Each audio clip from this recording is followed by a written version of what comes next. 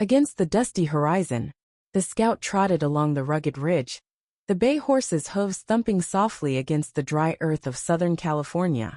A wide-brimmed black hat shielded her deeply tanned face from the sun's harsh rays. As she crossed the expansive desert landscape, the heat radiating in shimmering waves around her.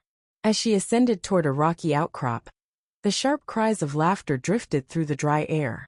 Dismounting, she steadied her horse with one hand while gripping her trusty revolver in the other. Her spurs jingled as she made her way to the edge of a small rise, peeking over to investigate the raucous noise emanating from behind a boulder.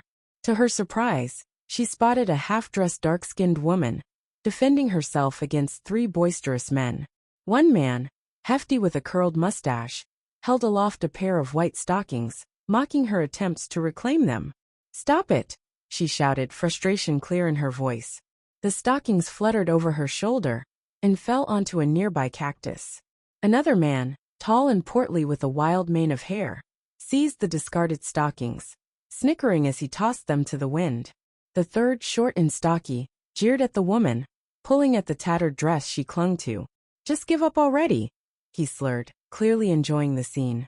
With a determined expression, the woman yanked her dress tighter, her accent thick as she declared, "If you leave me be, I won't say anything more about it." The men responded with guffaws. "You won't say anything at all when we're done," the plump one roared, taking a swig from a jug and wiping his mouth. Suddenly, a voice cut through their merriment. "Seems like she said no, fellas." The men turned at the sound of the cowboy's voice, her weapon aimed steadily at them. The position of the sun gave her an advantage, creating an imposing silhouette against the bright sky.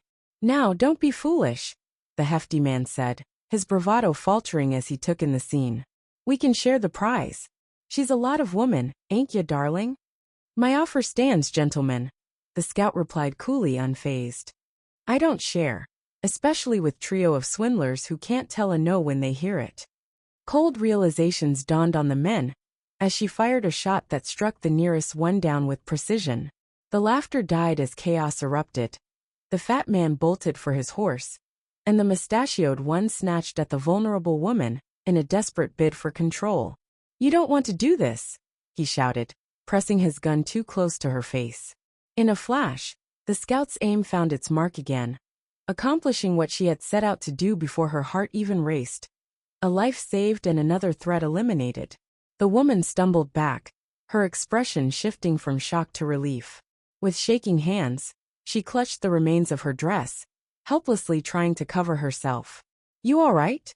the scout asked, her voice softening as she approached the trembling figure. The woman's gaze was drawn from the corpses back to the cowboy's face. I am Maria." "Nice to meet you, Maria," the scout replied, noting the gash across one of her cheekbones and the wild mess of white-dusted raven hair. "Gracias," Maria whispered, a genuine smile breaking through her initial fear as she assessed the live threat now eliminated. The scout gathered the various items from the fallen men, finding the small fortune that had been plundered from Maria. She counted each coin carefully, feeling an unsettling urge to hand them back. "You said you needed supplies, right?" Maria nodded eagerly. "Yes, for my girls. We need them to survive." The cowboy paused, examining the coins in her hand, and inhaled deeply. "I can take you to Temescal," she offered. "It's not too far and I'd wager you'll find what you need there." Maria's face hardened. "You don't understand. Those stores charge too much for our needs. We must find another way." The scout shot her a skeptical look. "What other way? You just came from a dangerous encounter after being out here. It'd be foolish to risk it again." With a defiant tilt in her chin, Maria replied, "The means does not matter. I will find supplies for my mujeres." "Your girls, you mean?" the scout quipped, crossing her arms. Maria flared her nostrils in frustration but replied carefully, "They are more than that. They are lives who depend on me." The resolve in her voice intrigued Steele. "So where are you headed? You might be walking towards trouble again." "I believe you are sent to help me, Steele," Maria insisted, claiming an unexpected confidence. After a slight hesitation, the scout sighed, extending her hand. "All right then, let's get moving." Maria clambered up behind her on the saddle, securing herself firmly against Steele. "What are you called?" Steel. Just Steel? No surname. Just Steel. Though it feels like I'm about to regret this. As they began their journey westward, Steele couldn't help but navigate through her thoughts while the sun dipped lower on the horizon, painting the sky in hues of crimson and gold. Behind them, the remains of the chaos faded, and ahead lay an uncertain adventure. The pair was brought together by circumstance, but perhaps, with time, they would uncover a shared purpose beyond survival on the dusty trails of the wild. As the sun sank lower in the sky, casting long shadows across the rugged landscape, Steele felt the weight of responsibility settle on her shoulders. The rhythmic pace of her bay horse felt reassuring beneath her as they rode along, the desert air cooling, but still holding remnants of the day's heat. Maria settled her arms around Steele's waist snugly, her presence a constant reminder of the challenges ahead. As the silence stretched, Steele stole glances back at Maria, who appeared lost in thought, her dark eyes scanning the horizon, as if searching for something beyond the desert dunes. After a few miles, Steele finally broke the silence. "So Maria, what exactly do you need out there?" Maria hesitated for a moment before answering. "We need basic supplies, food, water, medical supplies. The girls, they rely on me to keep them safe and fed." Her voice carried a depth of emotion that prompted Steele to turn her head slightly to see the determination etched on Maria's face. "And these girls, are they with you in a camp or something?" Steele asked, her curiosity piqued. "Yes," Maria replied. "I've kept them hidden from those men and their kind. We make do, but it gets harder every day. They need help, and I need to be strong for them." Steele nodded, feeling a surge of respect for the woman clinging to her back. "You're a tough one," she said. "Not many can stand tall after facing such trouble." Maria smirked slightly, despite the gravity of their situation. "I have learned resilience from the desert. If you are not tough, you vanish into the sand." They pressed on, the rhythmic cadence of hooves on dirt providing a strange comfort amidst the urgency. The shadows lengthened as they rode, becoming a cloak against the fading light, but Steele remained vigilant, her instincts honed for danger. As twilight settled into an evening hush, they reached a small clearing near a stream, the faint sounds of flowing water a welcome serenade after all the dust. Steele dismounted first, leading the horse to drink the cool water. Maria followed, stepping gingerly on the rocky ground, her bare feet dirty and calloused, a testament to her arduous journey. "Let's take a quick rest, we can't ride all night," Steele suggested, her mind calculating their next steps. "Besides, it wouldn't hurt to clear our heads before we move on." Maria nodded in agreement. "We can set up a small camp here. The girls won't come looking for me. They know I'm resourceful." As Steele tended to the horse, she watched Maria move with purpose, gathering loose twigs and dry grass to make a small fire.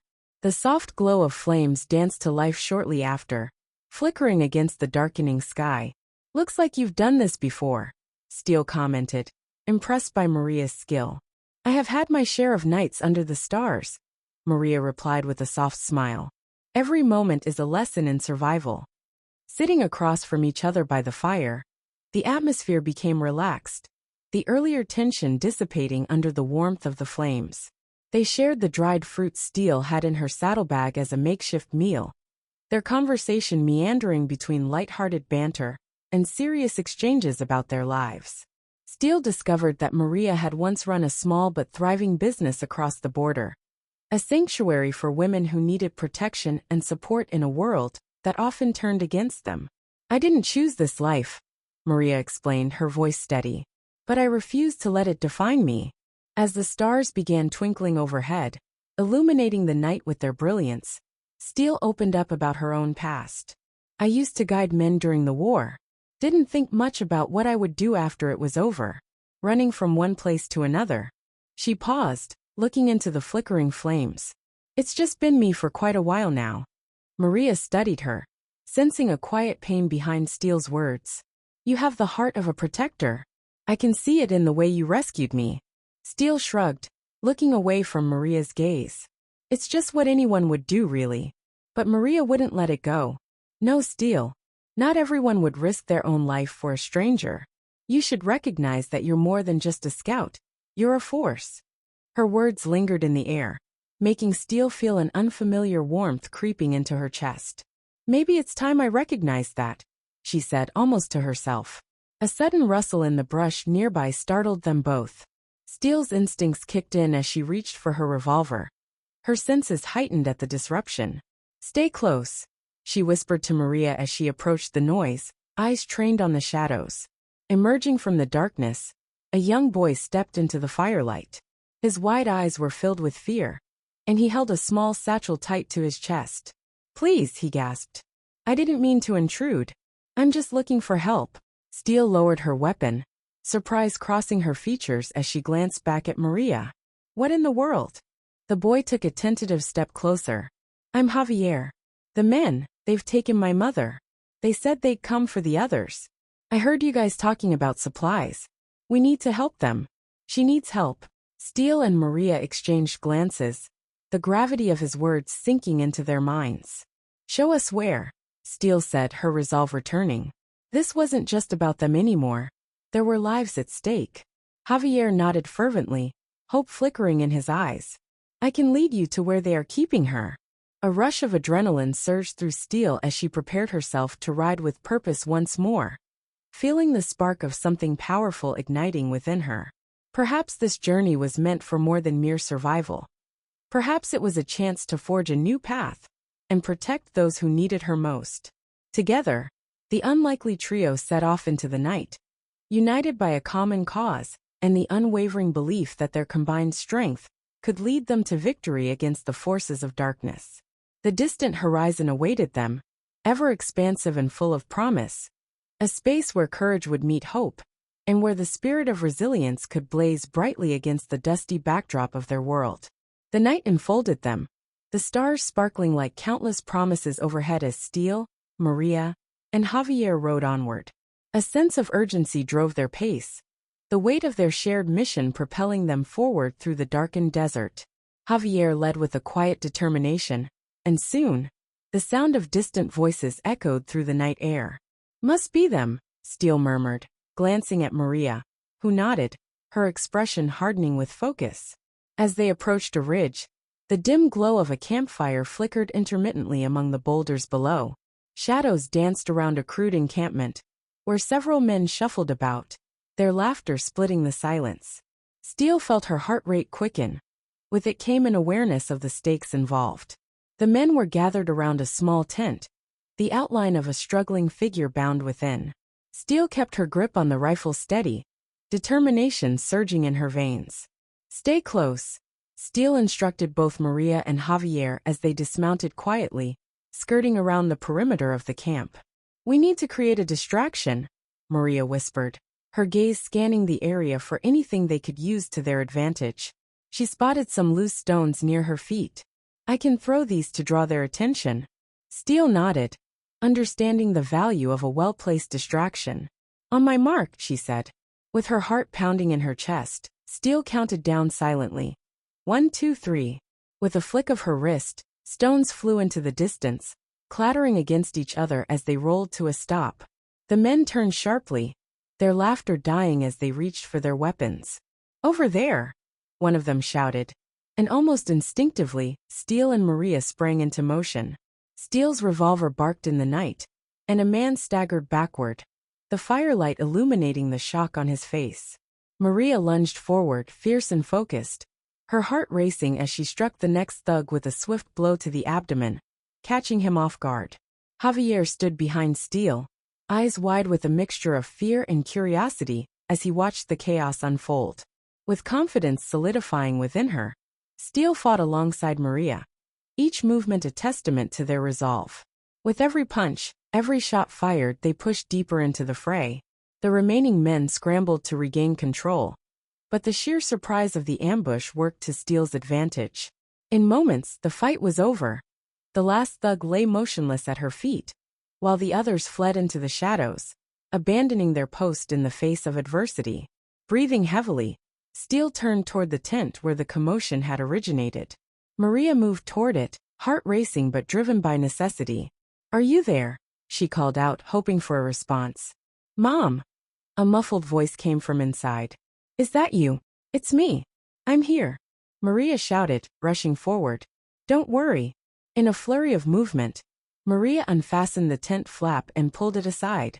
The sight within struck Steele like a punch to the gut.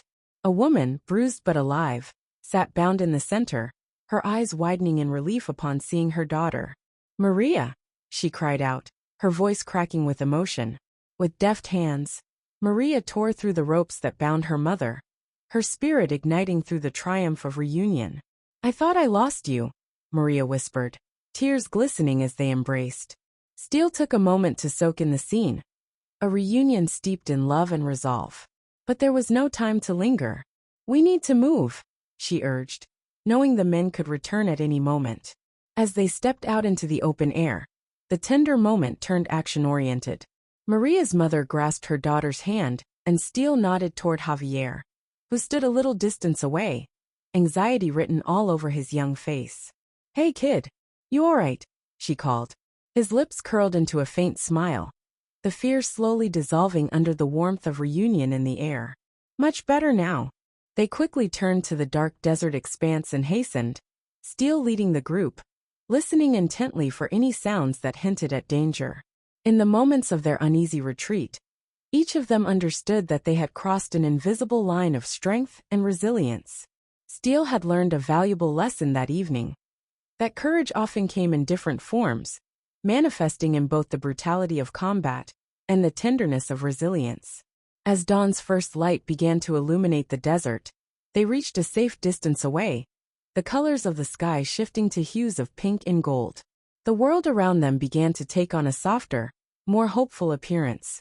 I owe you my life, Maria's mother said, her voice shaking with emotion as they paused to catch their breath. Thank you, Steele. Steele shrugged lightly, a small smirk tugging at her lips. Just did what anyone would do. Not everyone would, Maria countered, an earnest determination in her voice. You saved us. Their eyes locked, an understanding passing between them. Each of them bore the scars of their battles, but together they were stronger. Eventually, they resumed their journey, each hoofbeat echoing the promise of a new beginning. In the distance, the modest town of Temescal came into view, alive and bustling. It was a place not just for supplies, but for hope and healing. As they entered the town, Steele glanced back at her newfound companions. I don't plan on sticking around too long, but if you ever need a helping hand, you know where to find me. Maria smiled, no longer the scared woman she once was. I'll hold you to that, Steele. You're part of my family now. And in that final moment, as they stepped into the light of a new day, Steele felt something shift within her. Perhaps it was purpose, a reminder of connection and kinship she'd nearly forgotten. For the first time in a long while, she allowed herself to hope for a future defined by camaraderie and strength, the kind of future where threats were faced together, and where every soul mattered. With the desert sands behind them and possibilities ahead, they forged forward, ready to face whatever awaited them on this fresh horizon.